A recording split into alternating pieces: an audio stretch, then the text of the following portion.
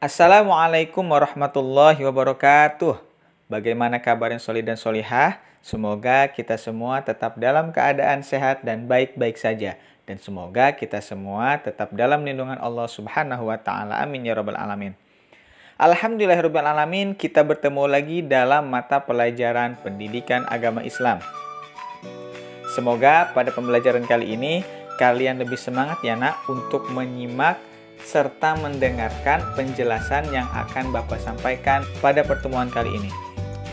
Baiklah nak, tidak perlu panjang lebar, marilah kita bersama-sama mengawali pembelajaran kita pada pertemuan kali ini dengan membaca doa sebelum belajar, agar pembelajaran kita pada pertemuan kali ini memperoleh ridho dan keberkahan dari Allah Subhanahu wa Ta'ala. Amin ya Rabbal 'Alamin. Berdoa dimulai. A'udzu billahi minasy syaithanir rajim. Bismillahirrahmanirrahim. Raditu billahi rabba wa bil islami dina wa bi Muhammadin nabiyyan wa rasula. Rabbi zidni ilma warzuqni fahma. Amin ya rabbal alamin. Alhamdulillahirabbil alamin. Semoga dengan pembacaan doa tadi Allah Subhanahu wa Ta'ala berkenan untuk selalu memberikan keberkahan dari setiap yang kita lakukan, terutama pembelajaran yang akan kita laksanakan pada pertemuan kali ini. Pada pertemuan sebelumnya, kita telah bersama-sama mempelajari isi kandungan dari surat At-Tin. Dan insya Allah pada pertemuan kali ini kita akan bersama-sama mempelajari Asmaul Husna.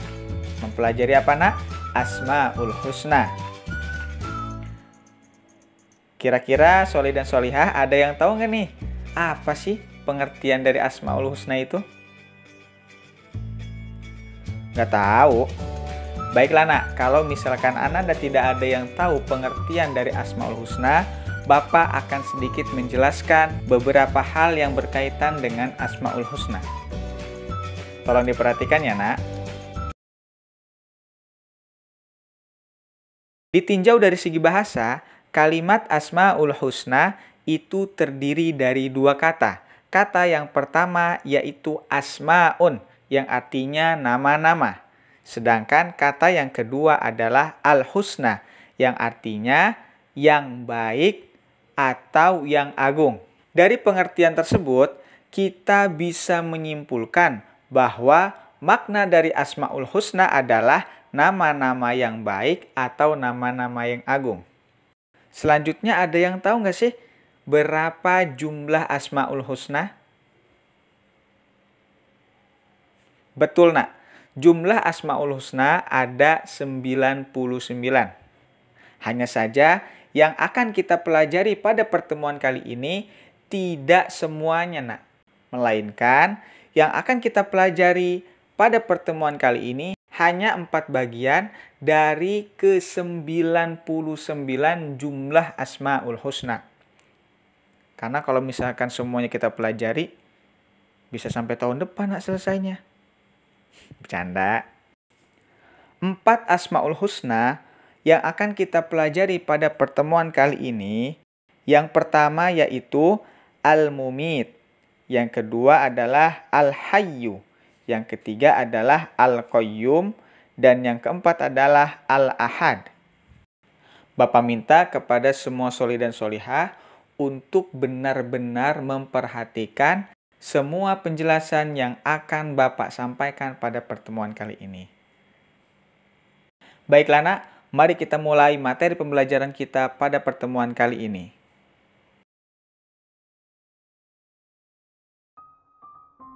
Asma yang pertama yaitu Al-Mumit. Al-Mumit artinya yang maha mematikan.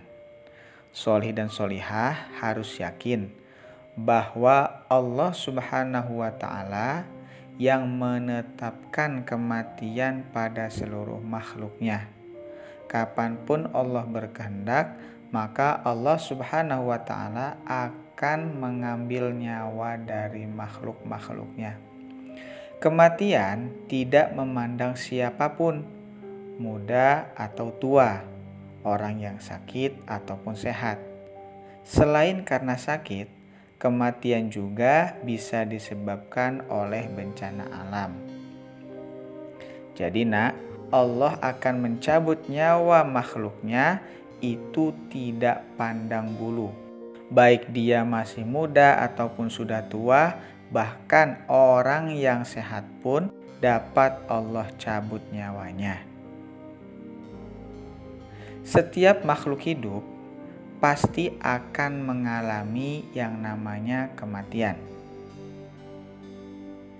Karena yang kekal di seluruh alam ini hanyalah Allah Subhanahu wa ta'ala, yang dimana Allah Subhanahu wa ta'ala adalah zat yang maha mencipta, Tuhan seluruh alam. Allah Subhanahu wa ta'ala berfirman dalam Quran surat Az-Zumar ayat ke-42 yang artinya, Allah memegang nyawa seseorang pada saat kematiannya dan nyawa seseorang yang belum mati ketika dia tidur. Maka Allah tahan nyawa orang yang telah dia tetapkan kematiannya, dan Allah lepaskan nyawa yang lain sampai waktu yang ditentukan. Sungguh pada yang demikian itu terdapat tanda-tanda kebesaran Allah bagi kaum yang berfikir. Jadi Allah Subhanahu wa ta'ala itu maha memegang nyawa seseorang. Di saat kita tidur, Allah Subhanahu wa ta'ala memegang nyawa kita. Apabila Allah menetapkan kita untuk mati atau wafat, maka Allah tidak akan melepaskan nyawa kita dari genggamannya. Akan tetapi, jika Allah Subhanahu wa ta'ala menghendaki kita untuk tetap hidup, maka Allah Subhanahu wa ta'ala akan melepaskan nyawa kita tersebut dan mengembalikannya ke dalam jasad kita. Nah, inilah bukti bahwasanya Allah Subhanahu wa ta'ala itu maha besar, maha agung, dan maha mematikan. Maka dari itu Allah Subhanahu wa ta'ala memiliki sifat al-mumit yang artinya maha mematikan. Salah satu cara untuk meneladani sifat al-mumit ini adalah kita harus sadar bahwasanya kematian selalu siap mendatangi seseorang kapan saja dan di mana saja. Oleh karena itu, kita sebagai hamba Allah harus selalu beramal solih atau melakukan amal solih agar di akhirat kelak kita mendapatkan balasan yang baik dari Allah Subhanahu wa ta'ala. Allah Subhanahu wa ta'ala berfirman dalam Quran surat An-Nahl ayat 97, barang siapa yang mengerjakan kebajikan baik laki-laki maupun perempuan dalam keadaan beriman kepada Allah Subhanahu wa ta'ala, maka pasti akan Allah berikan kepadanya kehidupan yang baik dan akan Allah beri balasan dengan pahala yang lebih baik dari apa yang telah mereka kerjakan. Dari firman tersebut bisa kita fahami bahwasanya Allah Subhanahu wa ta'ala itu maha kaya dan maha merajai. Allah Subhanahu wa ta'ala sama sekali tidak butuh kepada amal solih yang dilakukan oleh hambanya. Akan tetapi hamba itulah yang sangat membutuhkan amal solih yang dia kerjakan, yang dimana amal solih tersebut dapat menyebabkan Allah Subhanahu wa ta'ala memberikan pahala atau balasan kepada kita berupa pahala yang baik atau berupa balasan yang baik. Sampai di sini mengerti ya nak penjelasan Bapak tentang sifat al-mumit ini? Mungkin cukup sampai di sini pembelajaran kita pada pertemuan kali ini. Insya Allah di pertemuan berikutnya kita akan bersama-sama mempelajari sifat Allah Al-Hayyu, Al-Qayyum, dan Al-Ahad. Mari kita bersama-sama menjaga keistiqomahan kita dalam beribadah kepada Allah Subhanahu wa taala, taat akan perintah Allah Subhanahu wa taala, sehingga kelak di saat kita telah wafat atau telah meninggal dunia, kita akan memperoleh balasan yang baik dari Allah Subhanahu wa taala. Amin ya rabbal alamin. Marilah kita akhiri pembelajaran kita pada pertemuan kali ini dengan bersama-sama membaca lafaz hamdalah dan doa kafaratul majlis. Alhamdulillahirabbil alamin. Subhanakallahumma wa bihamdika asyhadu an la ilaha illa anta astaghfiruka wa atubu ilaik. Bapak akhiri, wassalamualaikum warahmatullahi wabarakatuh.